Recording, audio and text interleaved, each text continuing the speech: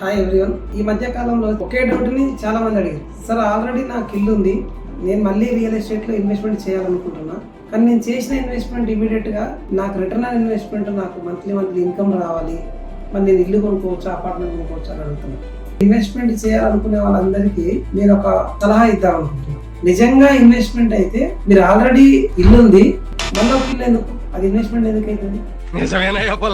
నీకు rental income నాకు కావాలి అంటే రిటైర్మెంట్ టైంలో మనం రెంటల్ ఇన్కమ్ గురించి ఆలోచన చేస్తాము.